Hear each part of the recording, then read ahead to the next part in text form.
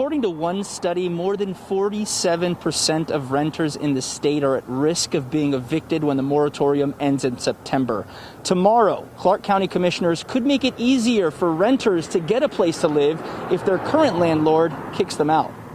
As the moratorium on evictions comes to an end, Clark County commissioners are trying to make sure anyone who is evicted will be able to find a place to rent afterwards. Obviously, with more than 15-20% of the population who are currently out of jobs, we have so many people who are currently facing foreclosure or eviction. Commissioner Jones has introduced an ordinance that would prohibit landlords from refusing to rent to anyone who is receiving financial help, whether it be from the county, Section 8, or unemployment money. We're not suggesting that that people be compelled to house somebody who can't pay.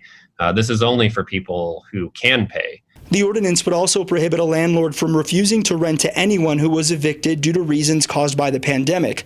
Landlords are concerned about the requirements they will need to complete in order for a tenant receiving housing money to move in. That's a little worrisome because they're voting on something we don't know the process of it quite yet. Landlords are also concerned about additional costs associated with these types of tenants moving in.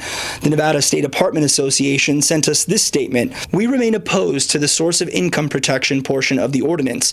The eviction component is already protected under Nevada statute. We don't need another ordinance. What we need is to collectively sit down and look at programs that are not working and look to collectively resolve issues keeping them from succeeding. There are some apartment owners that are in opposition, but we've tried to work with them as much as possible to resolve the concerns that they've raised. County commissioners will discuss and are expected to vote on this ordinance tomorrow morning at 8 a.m. Reporting live, I'm Enzo Marino, Fox 5 News, local Las Vegas.